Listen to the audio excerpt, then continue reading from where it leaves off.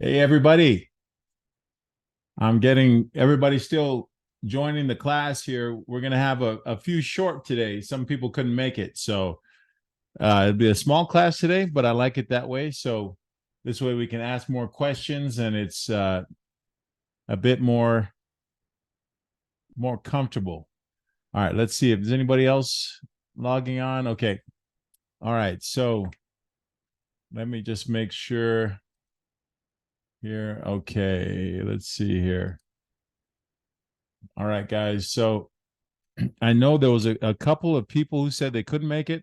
I know that Danny and Edna couldn't make it today, so they're requesting a recording of the class, and also Josh Ownby couldn't make it, so he's going to get a recording. Now, if there's any class that you guys miss, make sure that you can always request a recording. So if you're not sure, if you get the class and some of the things we went over were a little fuzzy to you, it helps to sometimes rewatch that recording. So let's go on to the class here and let's get this started. All right, the purpose of the class is to help you get financially free using real estate. Okay, and the meaning of financial freedom is going to be different for everybody. So what we want to do is we want to teach you how to acquire the assets. That's the first step. Okay, the second step is to be able to refinance those assets to a long-term loan. And then the third step is to pay the assets off. And that's when you're going to really live financially free. All right. So let's start off with a couple of things before Randy. I'm going to turn it over to Randy here in a minute. But the first thing I want to talk about is I want to talk about the refinance process.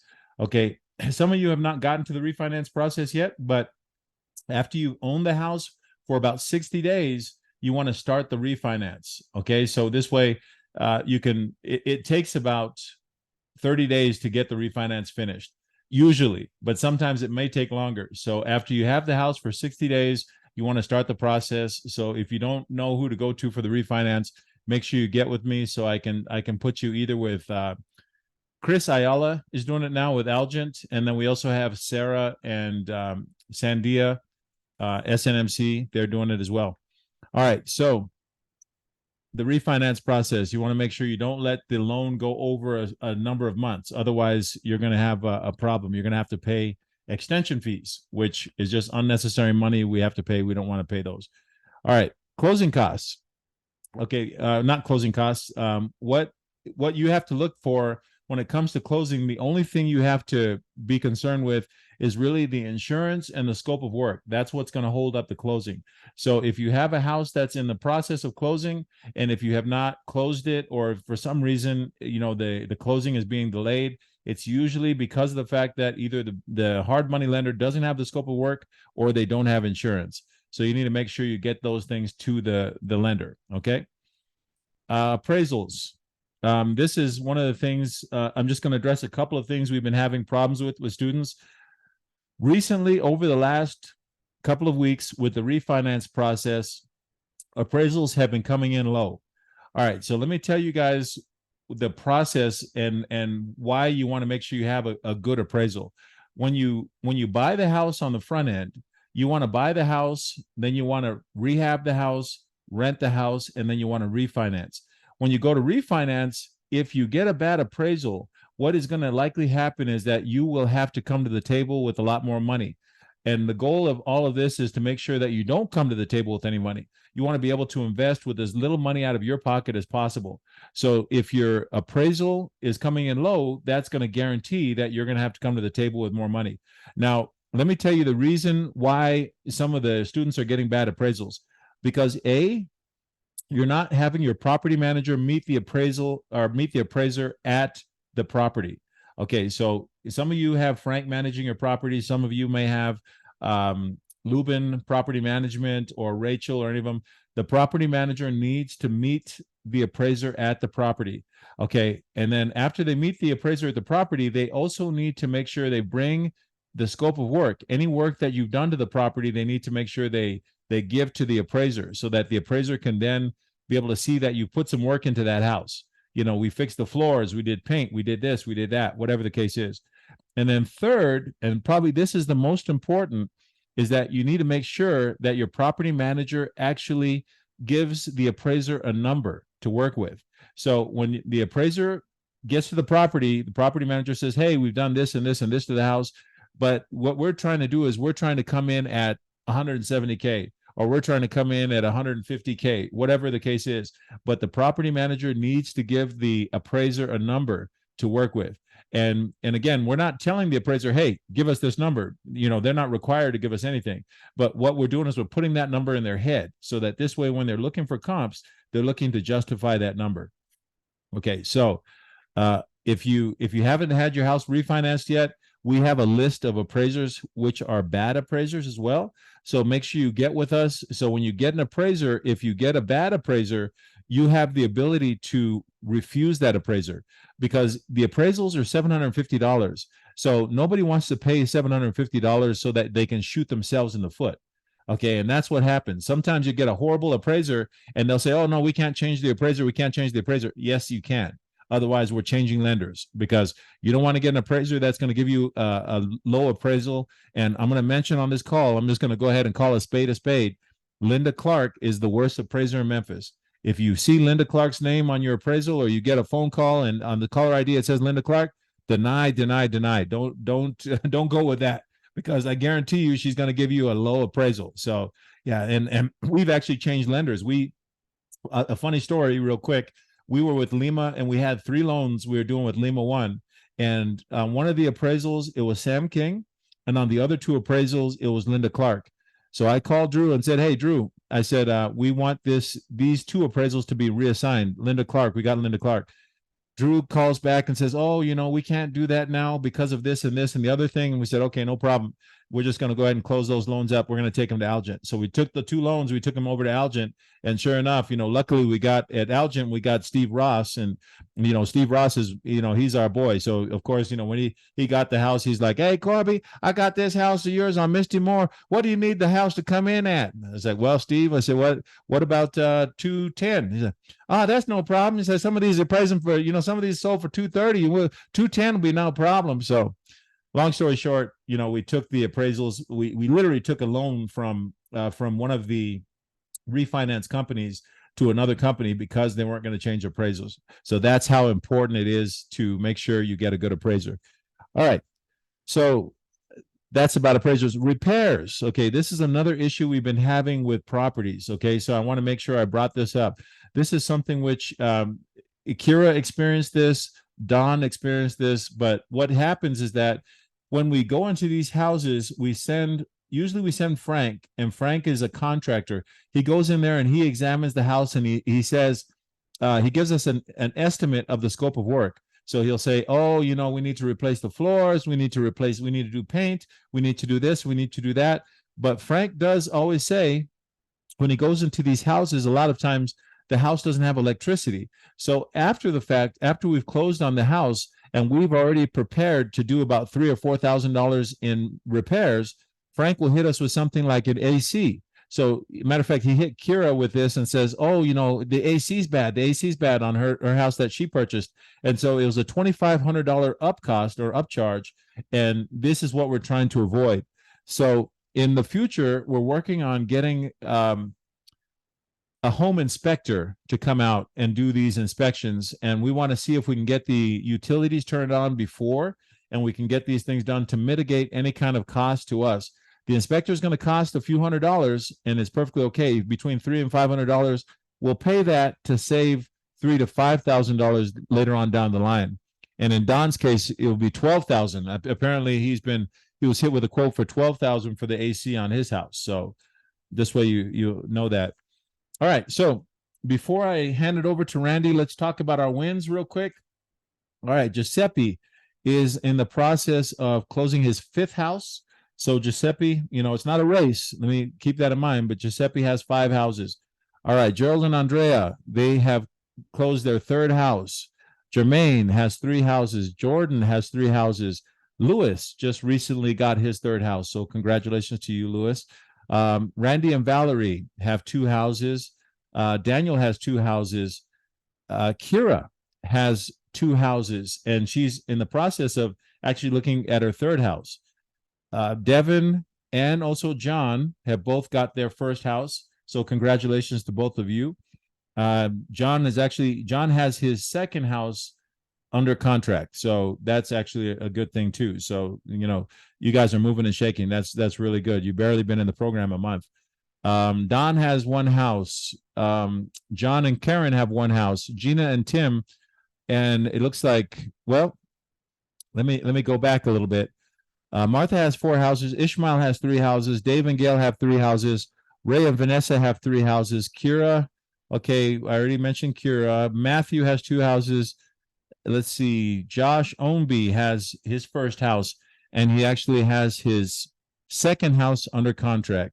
Josh Zolweg has 1 house.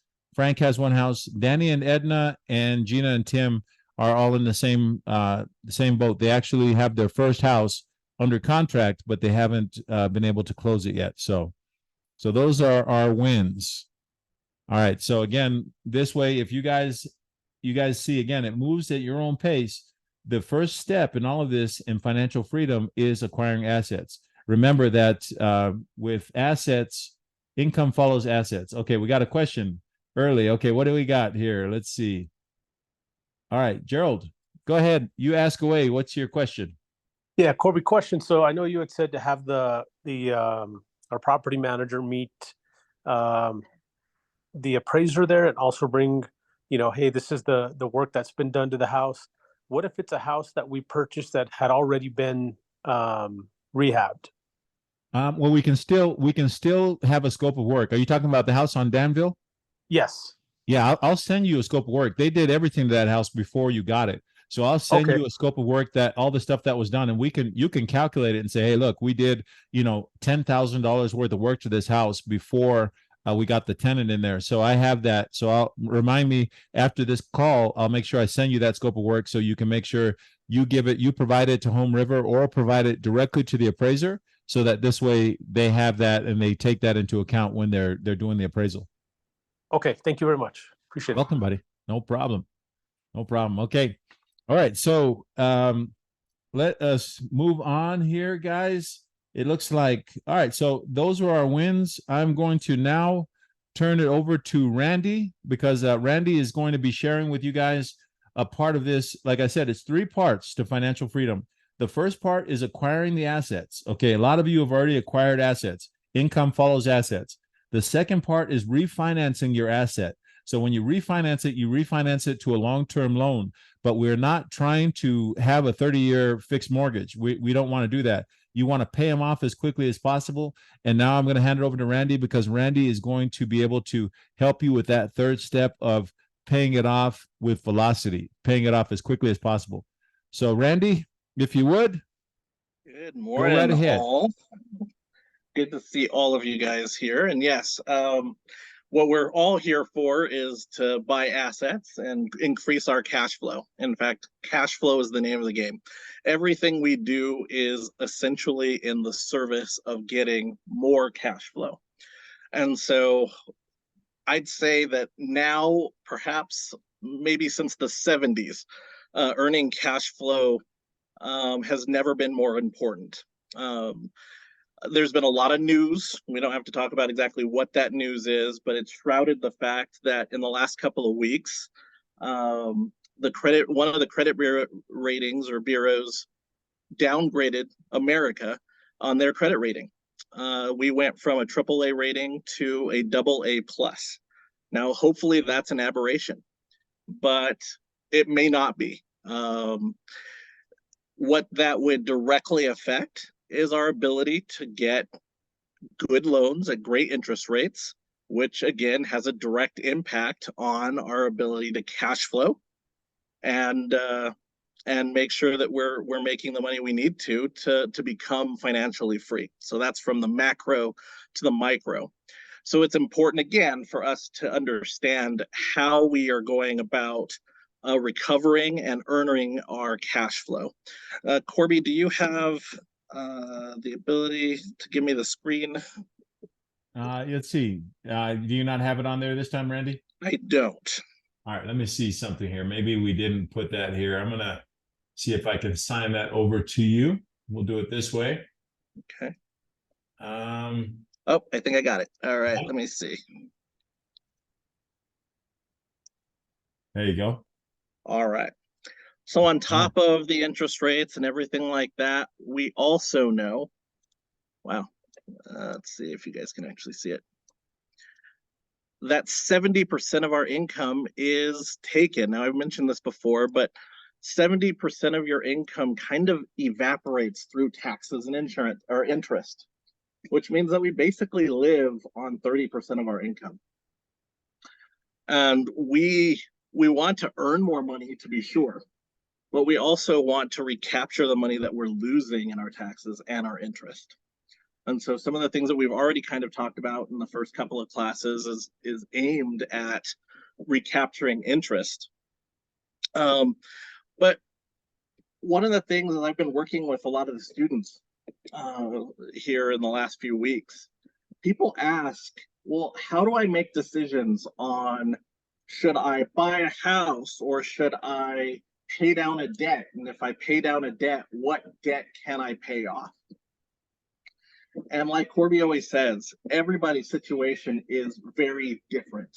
So the answer is not going to be cookie cutter. If somebody gives you a cookie cutter answer, it's probably leverage to tell you that they don't know exactly what they're doing.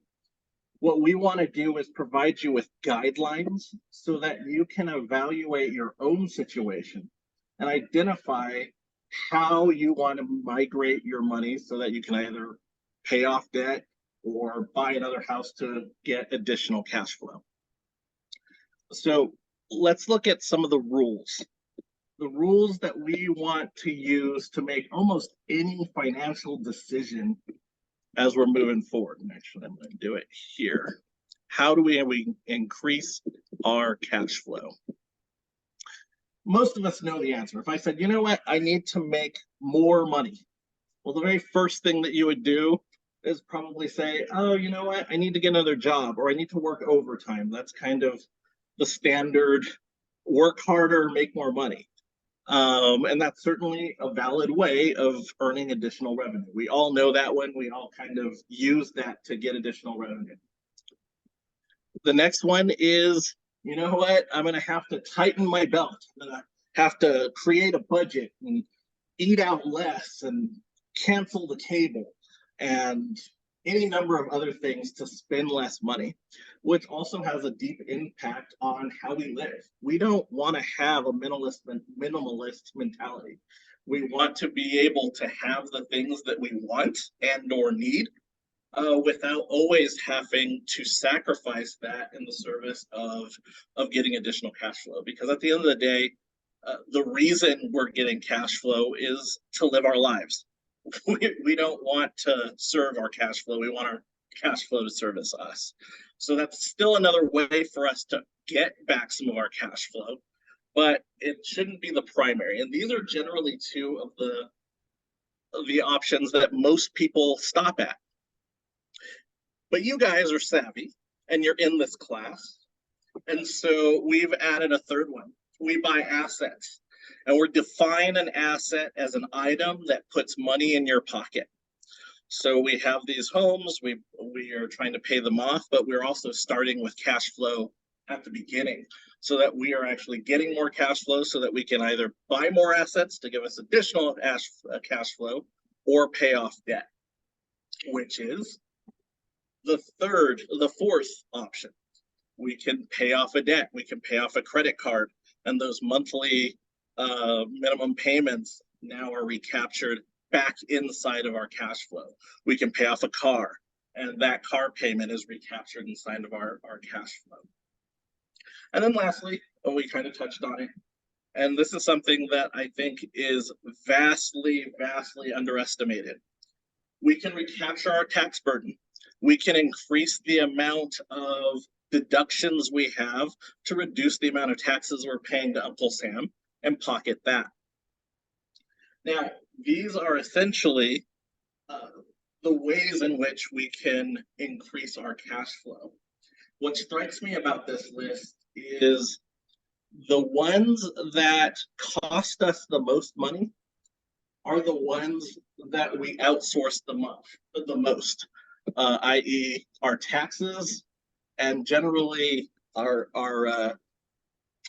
payments to cars and homes and mortgages and the like.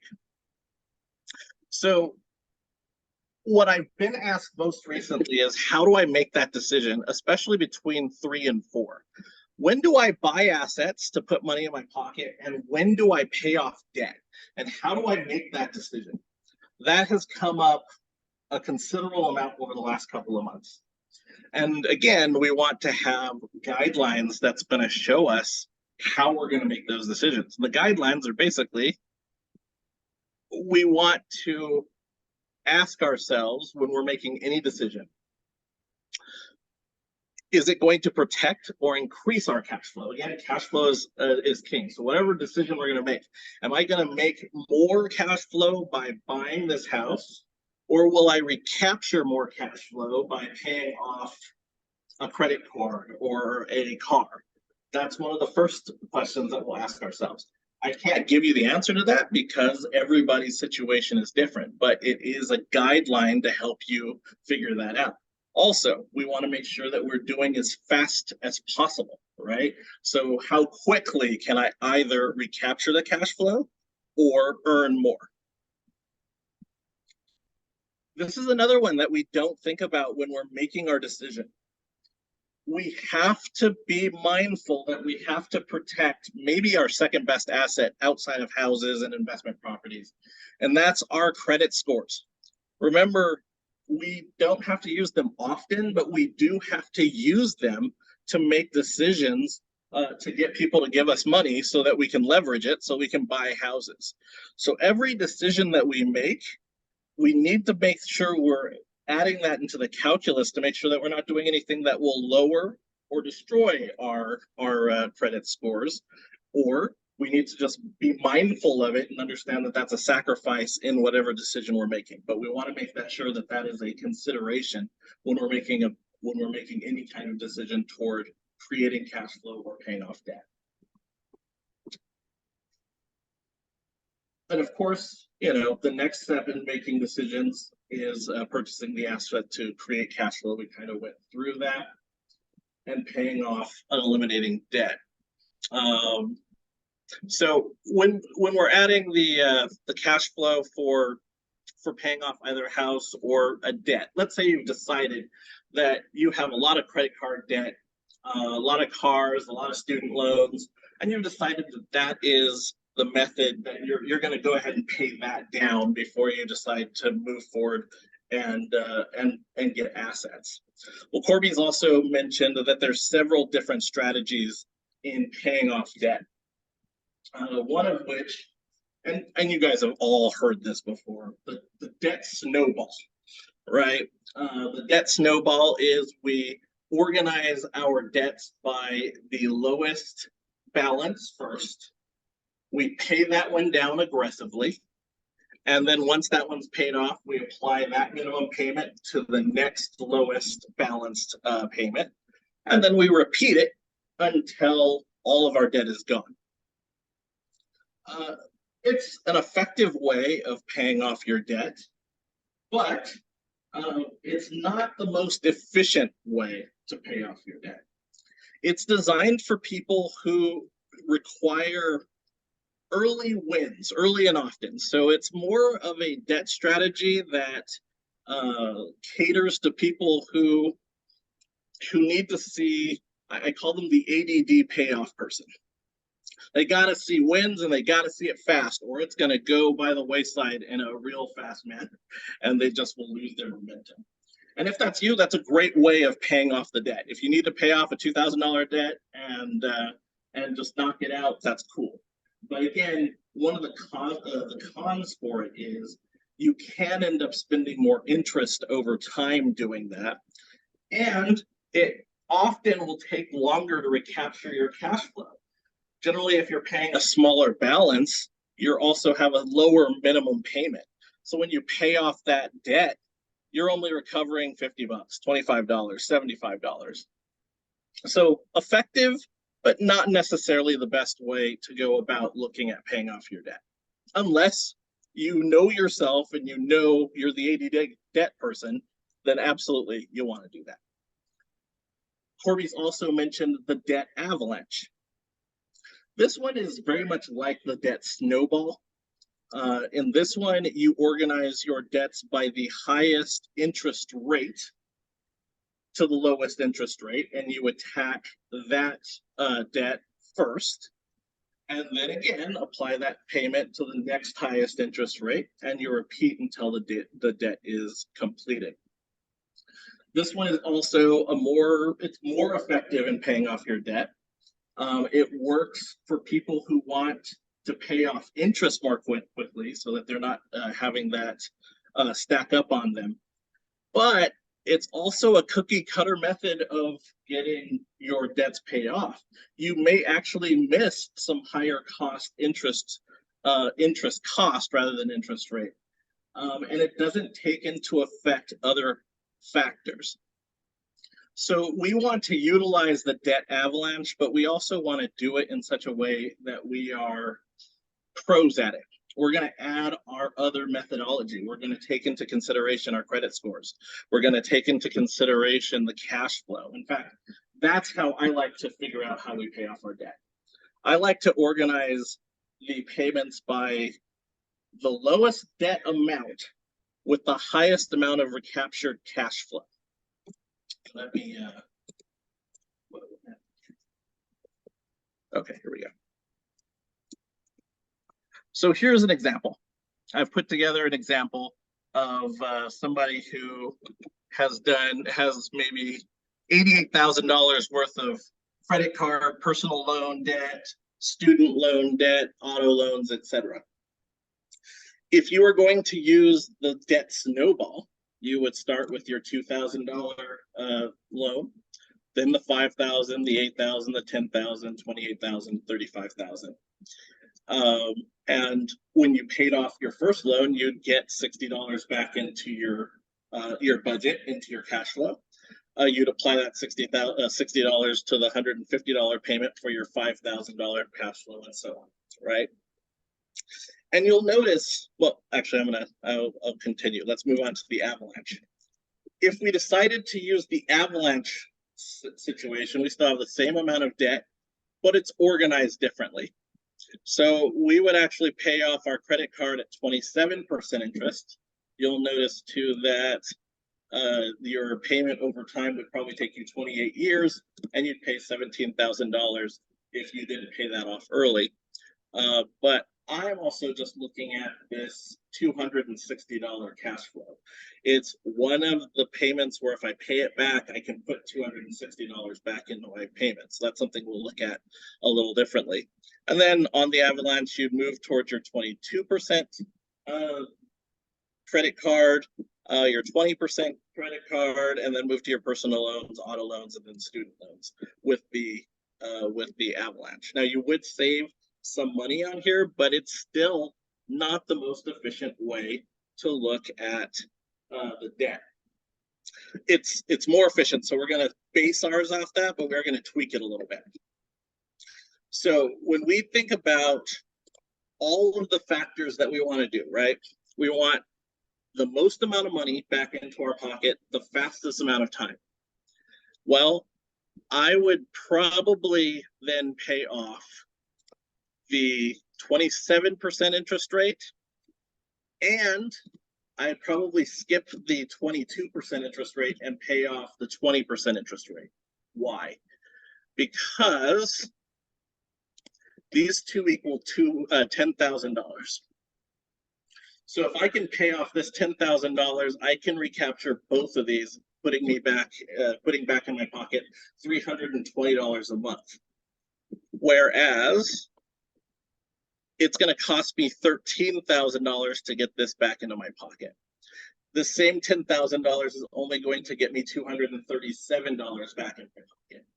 So I'm going to add up the least amount that I can pay off to get me the most amount of cash flow back in my pocket, so that I can utilize that either for additional payoffs or for investments that will increase my ability to earn cash flow. And so that's what I want to make sure that we're looking at. In addition, I also want to pay off things that I can re-engage. So that other aspect that I would be keeping in mind is that on a credit card, when I pay off my $8,000 of my credit card, my $2,000 of my credit card 2, and my $5,000 of credit card 3, if I need that $15,000 again, I can re-engage that credit card to pay, I don't know, repair expenses on my house if it was absolutely necessary, emergency costs, plane tickets, and the like. So paying that down still gives me the protection of being able to re-engage it later. That's another aspect that I would keep in mind. So again, we just want to make sure that we are utilizing additional guidelines when we're paying off and adding cash flow to our pockets when making these decisions about, hey, I'm going to buy another house. The other example would be if I got a $10,000 inheritance, for example. A lot of people ask me, should I use the $10,000 to pay off a debt, or should I use the $10,000 to invest in a house?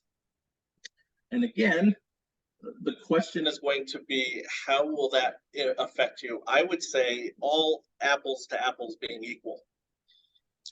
Can I get more cash flow in my pocket for investing in a house, or can I recapture more cash flow by paying off a debt? That's the question you're really going to ask for. Cash flow is king. So when you do that, if you're only going to be making $50 a month on a house, maybe it's time to pay off a credit card where you can recapture $260. If you can make $500 on your house, keeping in mind, of course, that those appreciate in value and you get the tax benefits, let's run back through that.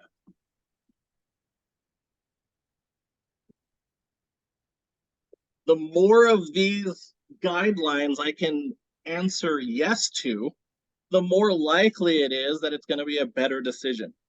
So if I'm protecting or increasing my cash flow, that's great, and I get a check, great. If it's going to help my credit score, that's great. If I'm going to purchase an asset that increases that cash flow, that's great. I might not be eliminating debt, but I'm also increasing my tax deduction. That's 4 out of the 5 guidelines. So in general, with all things being equal, I'd probably lean toward buying a property or an asset. If my credit scores were super low and I couldn't afford to buy an asset and I needed my credit scores to be better, then I would want to pay off a debt that was going to increase my credit scores so that I could increase my assets. So which debts am I going to focus on? I'm going to focus on my credit cards, my revolving credit. I'm not going to pay off my car, and I'm not going to pay off my student loan, but that's not going to help my credit. I am going to pay off my credit card because the utilization is going to increase my credit. These are all the factors that you're just going to want to ask yourself, 1 through 5. What is my biggest priority right now? And how many of these can I check?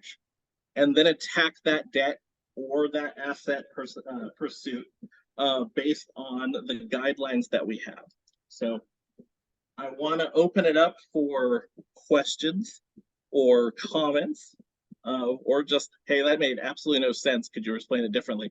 But yeah, I'd like to hear from you guys if you have any questions. Anybody with questions? You can go ahead and put a Q in the comment box, and you can unmute yourself and we can ask away. Questions. Did that make perfect sense to everybody? Okay, here we go. John, go right ahead, buddy. Yeah, so with rising interest rates in general on all loans, does the calculus get a little more difficult in making that determination of, I guess at the end of the day, if we're just looking at pure cash flow, you just have to run the numbers, right? I mean, that's exactly right. Yeah. That's a great question. I'm really glad you asked it. And the cool aspect about this is it all breaks down to just simple math. Yeah. If we understand, if we have prioritized cash flow, and that is our number one goal. Yes, these other 2 through 5 are in service of number 1, but all we have to do is do the math. We don't need to be afraid of the math. We want to do the math so that we can make the best possible decision for us to increase that cash flow. And I'm really glad you asked that too, because I do have some resources. A lot of you guys have paper and pens in front of you. There are some websites where if you don't know how much you're spending in your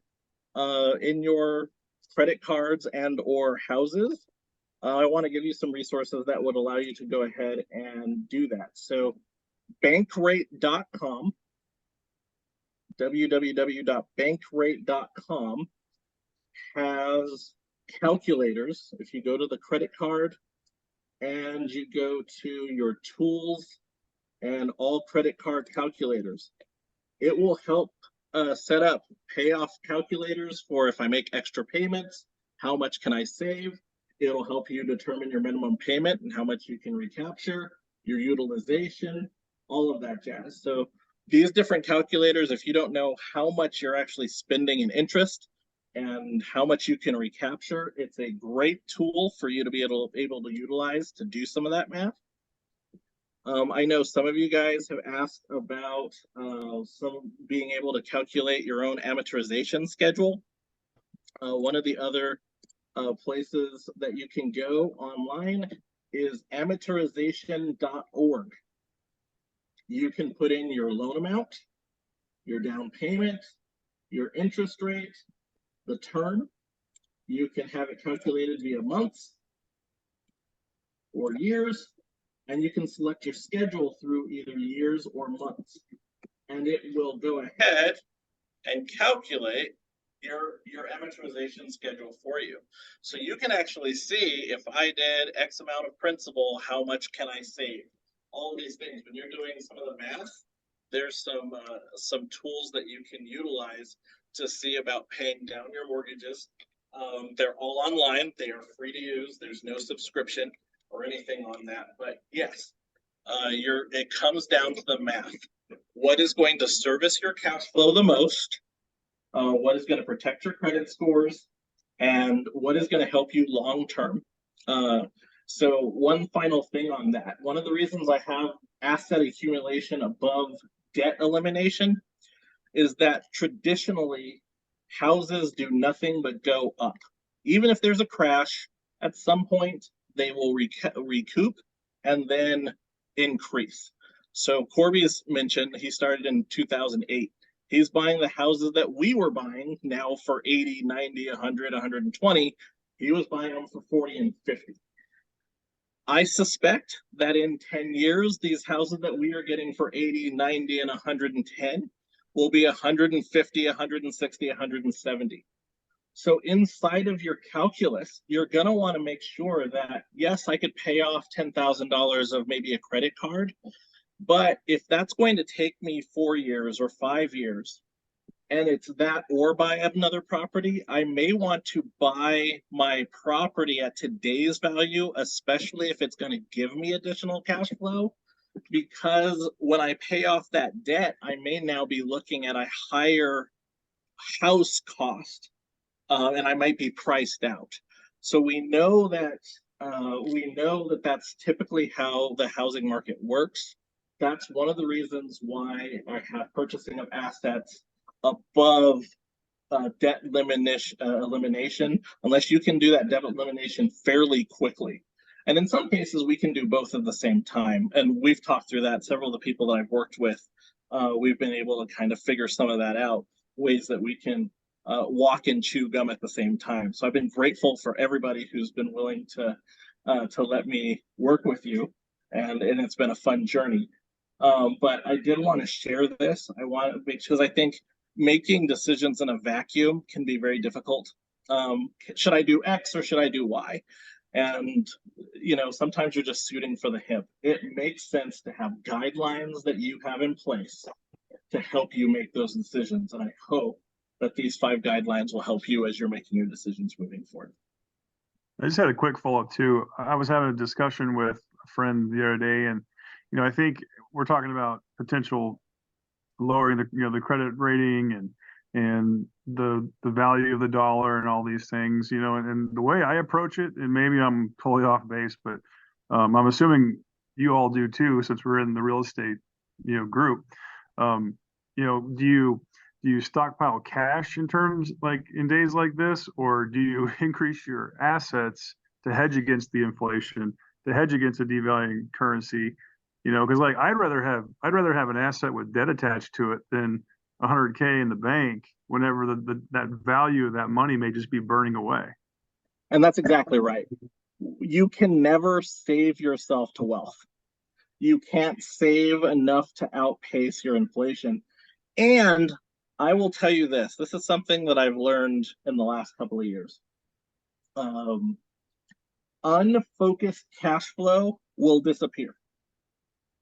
So everybody has this idea that they're going to save money and put it in the bank and have it available for a rainy day. And to an extent, people are various levels of successful. But when you don't have a very specific manner of saving money or applying that money to paying off debt or investment that grows in value, that pays you off, it has a tendency to disappear in iPads and trips and computers and just all NFL tickets. NFL anybody? Like these things go very fast. Like if you don't have a specific purpose for your cash flow, that cash flow goes away. It is time and time proven. And this is one of the reasons why I'm not a big fan of, oh, you know what? I'll just make an extra payment. I'll write an extra check to pay down my loan every month, because we're fallible. Life always seems to happen, or I forgot, or whatever. And the amount of money that I put towards paying off my debt ends up being a lot less than I had it on paper. This is why I'm a huge advocate of creating a system that automatically has your money automatically paying down your debt every day, every hour, so that you don't really have to think about it. But I think it's a strong point that you just made, that yeah, a lot of people in this time frame are going to hoard money and they're going to lose. And we are on this call for very much the reason that yes, we might have to pay extra in interest rate, but we in this class understand more than anybody that interest rates are only interesting. We can reverse the process, the amortization schedule, so that we're paying a tenth of the interest cost that other people's are paying in the same time frame. Exactly. Awesome, guys. So you got that. That was a good question, John. Anybody else have any questions before we move on to the next portion of the class? Anybody have any questions about paying down debt and cash flow? Okay, and I'll just say something real quick too, just in reference to what Randy's going over, is that it has to be very intentional. You have to have a game plan. And so I tell this joke sometimes when I was in heavy training and I used to have 23-inch arms. I would sometimes meet with a client, and usually it'd be a little bitty girl that would be sitting across from me, and she'd say, "I think you look great, but I don't want my arms to look like yours." And I would laugh and say, "Well, it didn't happen by accident. I didn't just accidentally walk in the gym and I touched some weights and my arms grew to 23 inches. It was very, very intentional." The same thing when it comes to a millionaire, somebody who's got $1 million in the bank.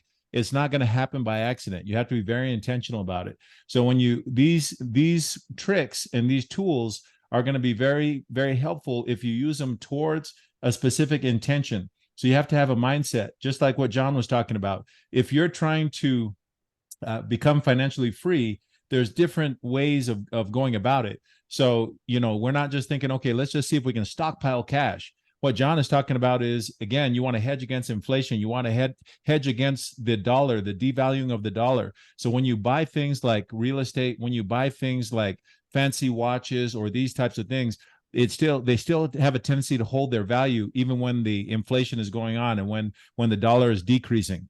So these are just some things to think about. So now, I guess without further ado, if there's no more questions, we're going to go on. Can I make one more point before we move on, Korbie? Sure. On that. Yeah. One reason that having an asset, especially like a house, And I'm not expecting, and I'm not advocating that I think that the economy is going to crash or burn or the dollar is going to go away or anything like that. But if it were to happen, one of the benefits, if you had stockpiled $100,000 cash and the dollar no longer existed, then you would just have $100,000 of paper. If you have a house and we decide that the new currency is blueberries, you could rent your house in blueberries. You could rent it in gold. You could rent it in oil. You could rent it in whatever the currency of the day is. So having an asset also means that you can utilize that asset to create whatever form of currency exists in the day. That is unbelievably powerful. Just an extra piece that I wanted to throw, as Korbie was kind of mentioning that last piece. Now I'm going to shut up so we can talk about, getting well, Randy, now you've made me hungry. I want to go have some blueberries.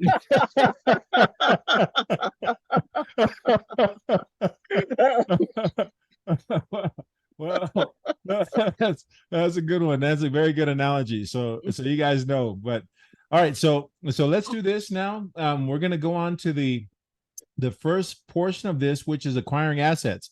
So we're going to go on here. Let me see here. Let's go to. I'm going to share my screen next.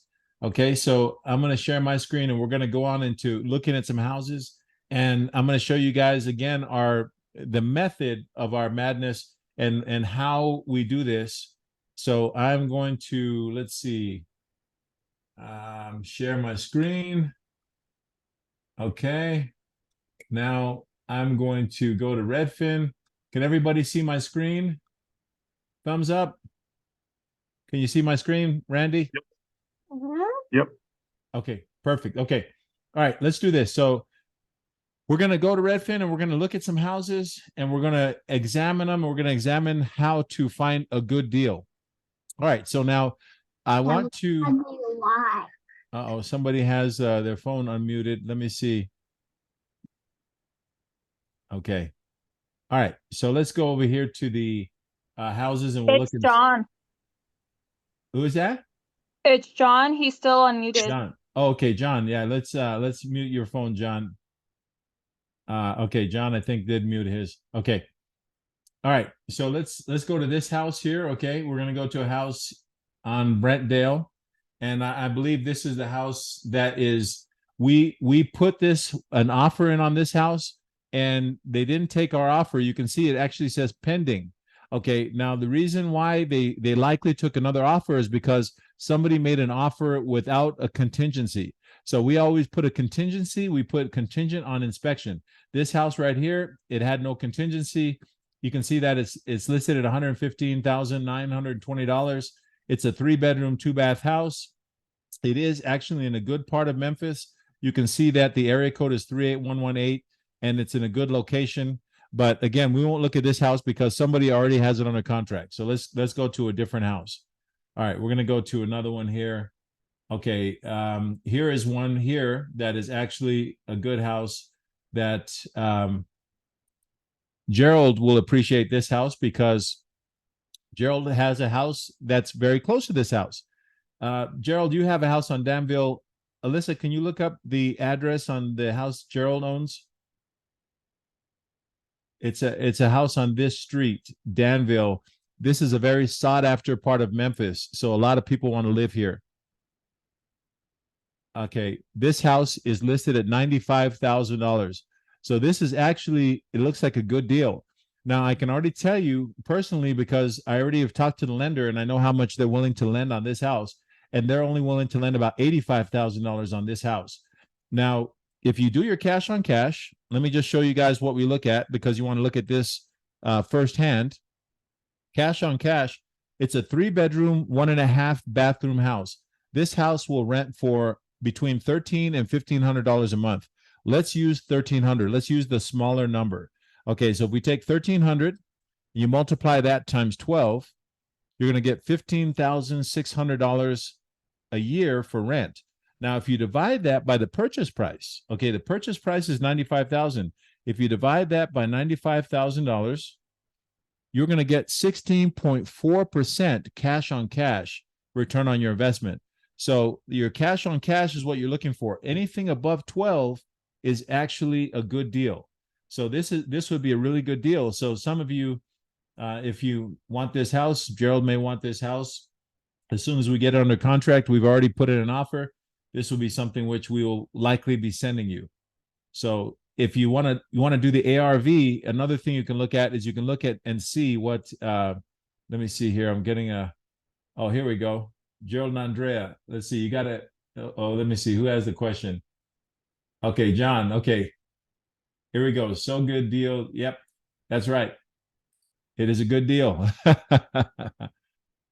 All right. So this is actually a good place. Everybody wants to live here. You can see right here on these roads, you can see Deering, you can see Danville. I'm going to just open up my screen a little bit so you can see the big map, okay? Danville, the reason why this is such a good place and everybody wants to live here is because you see this street over here? Can everybody see my pointer where I'm circling Getwell right here? Can you see that? It's over here on the left side of the screen. Getwell, anything that's on this side of Getwell over here is very, very, let's say it's appreciating more in value than anything on this other side of Getwell. So the houses on Deering, houses on Randy Lane, houses on Phyllis Lane, houses on Nightway Road, houses on Danville.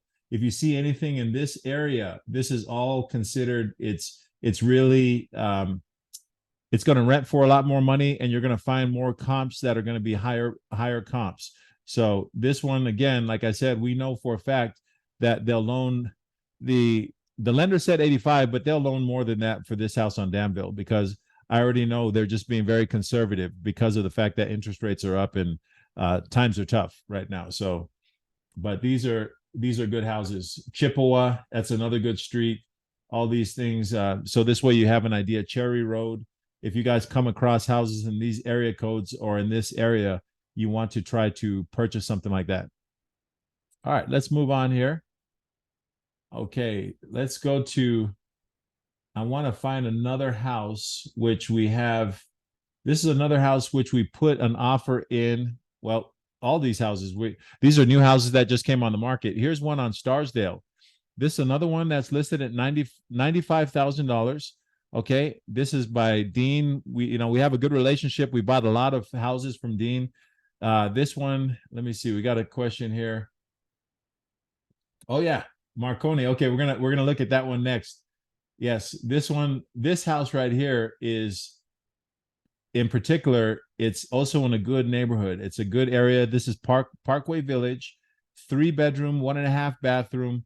This house will rent for anywhere between $1,300 and $1,500 a month. And Frank can rent these houses all day, every day. So he can get this house, I mean, just like that. If you notice, it's in the same area. If we look at the map, if we pull up the big map, you'll notice again, you'll see that this is Knight Road right here. You'll see that this is it's all on this side of Getwell. Getwell's over here on the left side.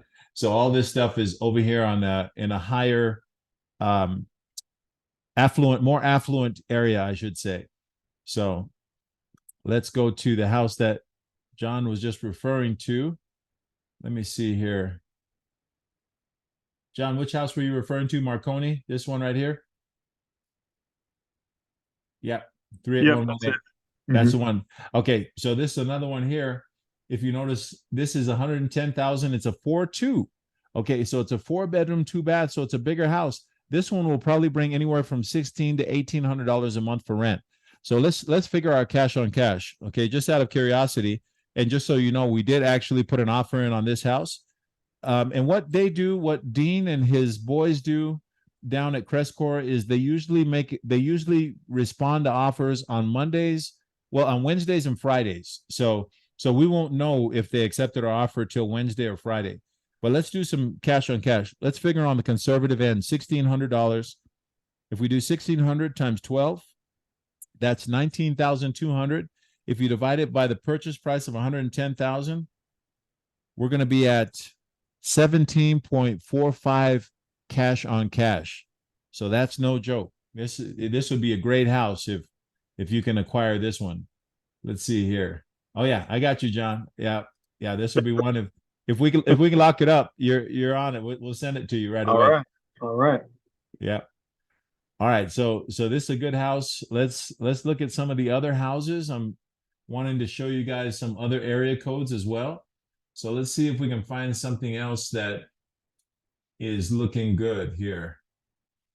All right. So okay, here's one that it looks like we actually put an offer in on. This one is 38115. Okay, this is Fox Meadows. So 38115 is a sought after neighborhood as well. So this one is at 150. Okay. Now these houses have a tendency to appraise for a little bit more money. So again, with this one, the appraisal value would probably be 200 or more. So this is one of the things that'll probably bring a little more rent, but it's still a 3.2. So more than likely, instead of between $1,300 and $1,500 a month, this is probably going to be more like $1,600 for this house, because it is located in a really sought after area. Hickory Hill, this is kind of like between Hickory Hill and Fox Meadows. So Hickory Hill is sought after. It's there's a lot of nice stuff around here. All right, let's look at another house here, maybe in a different area code. Okay, let's see here. Okay, here's one here. I'm going to pull one up in Raleigh. Okay, so if you'll notice, this house is in 38128. Okay, this is an area known as Raleigh. Okay, now Raleigh is actually it's a good area. They do have some jobs by there. It's a 4-bedroom, 2-bath house, and you'll notice that this one is listed at 90K. So this is another one which I will likely reach out to James after the call, and we'll likely be making an offer on it. Now you'll notice you always want to look at the notes. Okay, investor special. Check out this investment property. Check it out today. No wholesaler offers. No assignment contracts. The pictures are 5 months old, so please go look at the house before making an offering. So they're wanting you to go and actually check the house out before you make an offer, because likely they don't want any contingencies. But this house, again, being a 4-bedroom, 2-bath, is going to bring more rent. So if you can get $1,600 a month for rent and you're looking at $90,000, let's do some quick cash on cash. Let's see. $1,600 a month times 12 divided by 90,000. You're looking at 21.3% cash on cash. So y'all can believe that we'll be sending an offer on this house.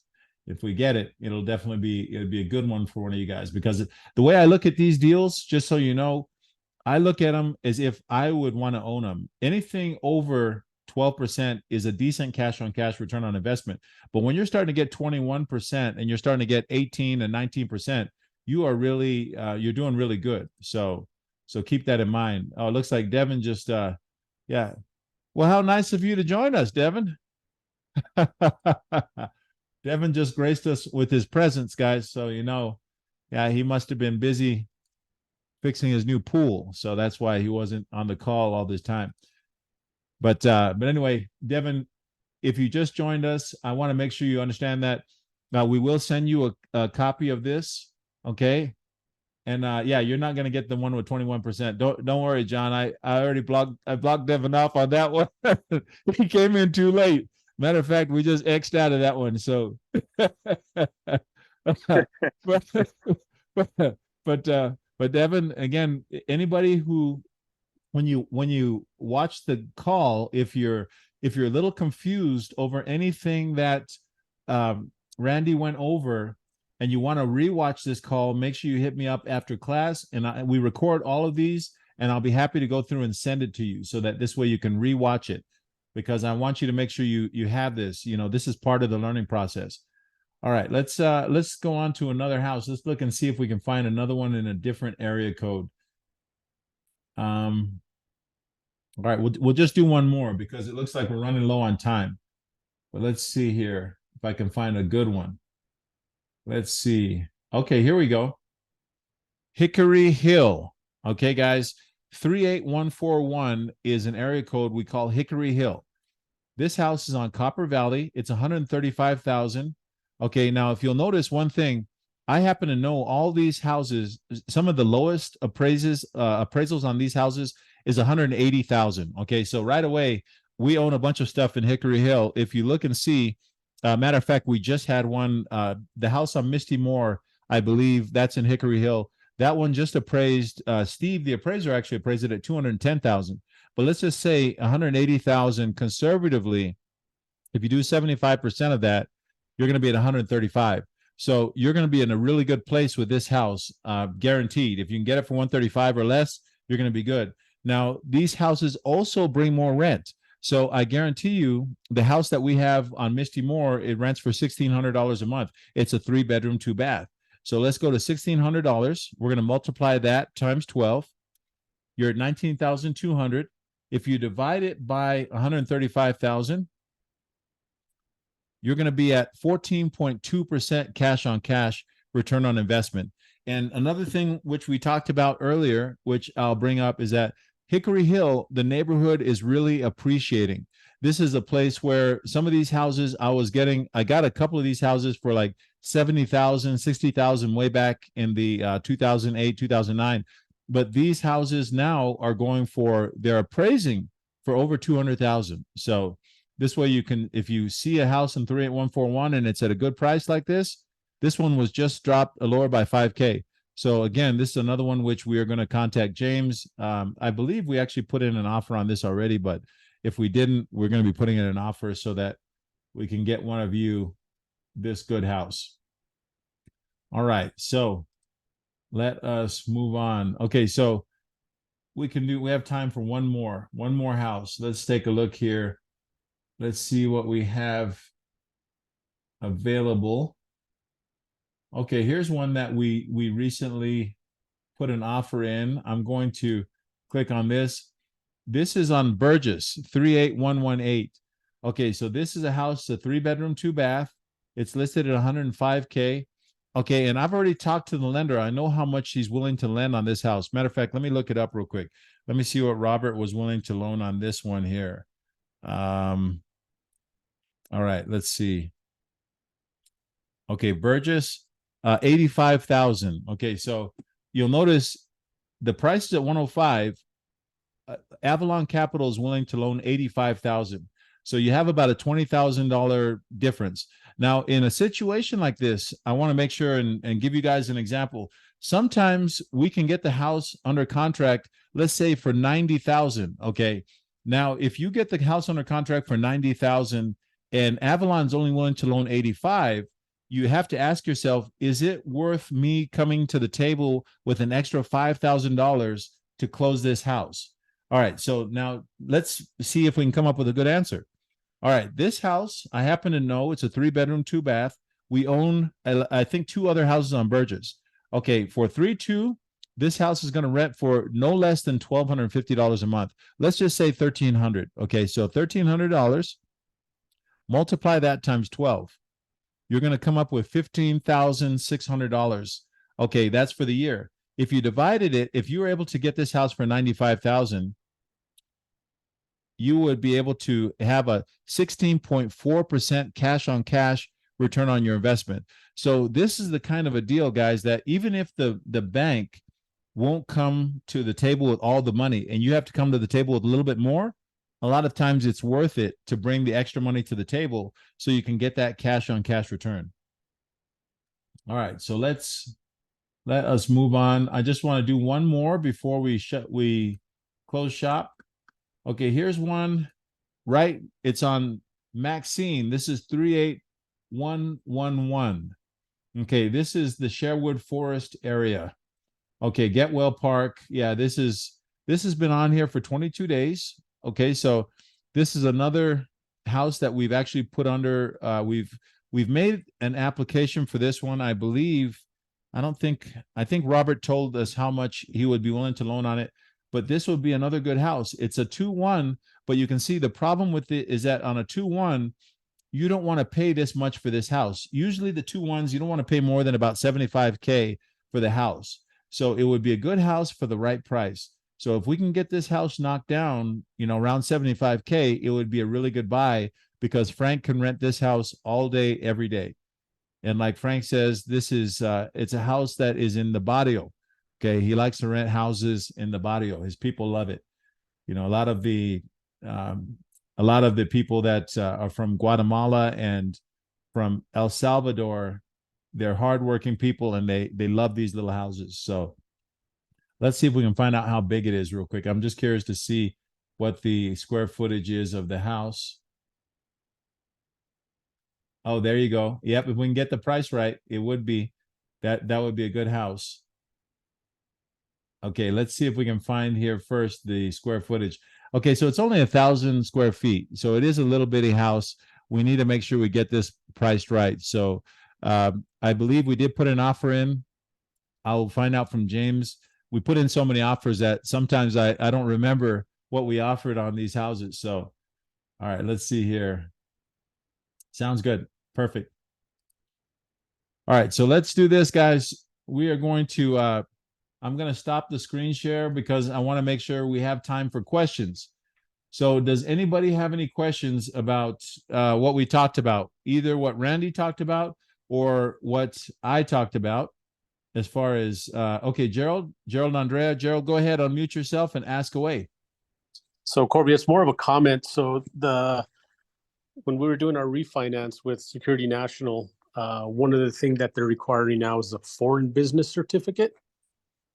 And you also need a registered agent because we don't have an address in Memphis. Now, if you do have an address, like let's say, hey, we purchased a house already, then you're going to get charged with a penalty. So we need to get a registered agent.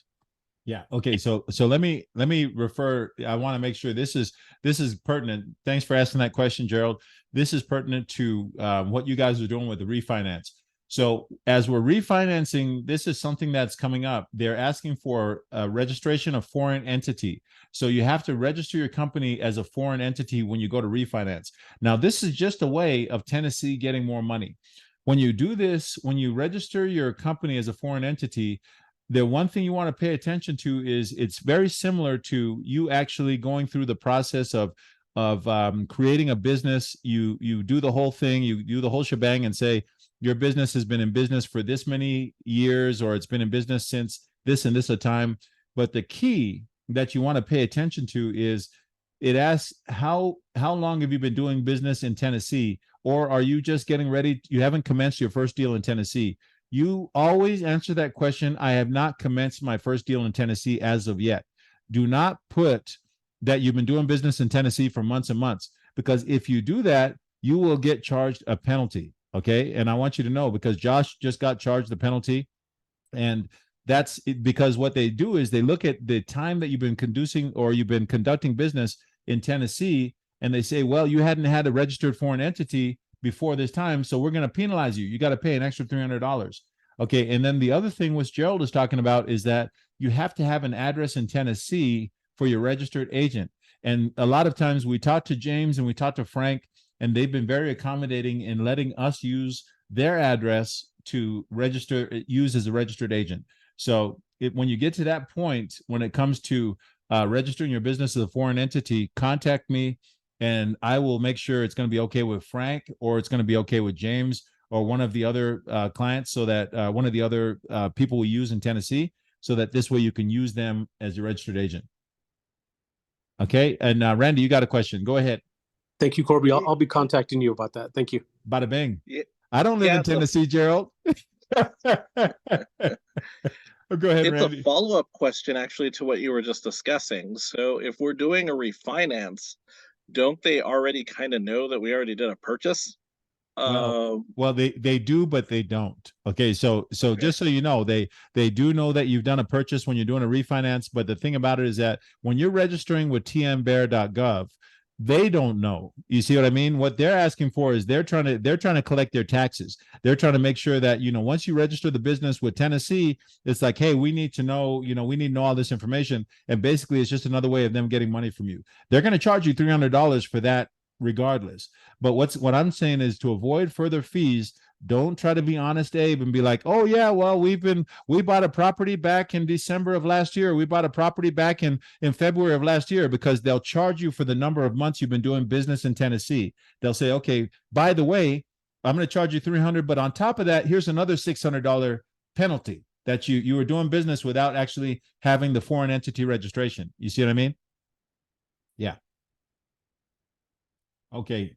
Guys, any other questions? Any other questions while we're here? Anybody? Any questions about what Randy talked about? Any questions about what I talked about as far as finding good deals? Well, if there's no questions, I'm going to go ahead and we'll wrap up the class. And the way that I wrap up the class always is I say, there's homework between the Zoom calls. What I like to do is I say, if you get these deals from us, which I always do, I send you guys deals. I'm sending everybody deals, but I'm giving everybody fish. But remember the old adage, if you teach a man to fish, he'll eat for a lifetime. If you give a man a fish, he'll only eat for a day.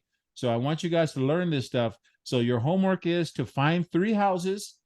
I want you to figure out the cash on cash, and I want you to send them to me. Don't send me a spreadsheet. Do not send me a spreadsheet. Josh isn't on the call. if you send me a spreadsheet with 20 houses, I'm not even going to look at it. So I want you to make sure you send me 3 houses. You find 3. It can be in different area codes, can be in the same area codes, but you figured out that it has at least 12% or better cash on cash, and send them to me. And then I'll tell you why it's not a good deal. All right. So that is your homework. The second thing is you want to make sure and keep revisiting your goal sheet. If you do not have a goal sheet, keep revisiting it. I like to say every 3 months or so, you want to revisit your goal sheet. On the goal sheet, if you do not have it, make sure that you contact me so that I can get it for you. But it really helps you to focus. It helps you to be intentional. You want to make sure you have long and short-term goals. So definitely, if you don't have that, you want to make sure, if you do have the goal sheet, make sure you keep revisiting your goals so that you keep on reiterating and reinforcing it to yourself. All right, so acquire assets to replace your income, refinance them, and then pay them off as quickly as possible. That's the way to financial freedom, my friends. If there's no more questions, I will let you all go. Randy has already made me very hungry. My mouth is watering for the blueberries. All right, guys. I'll catch you guys in a couple of weeks. Onward and upward. Catch you all later. Thank you.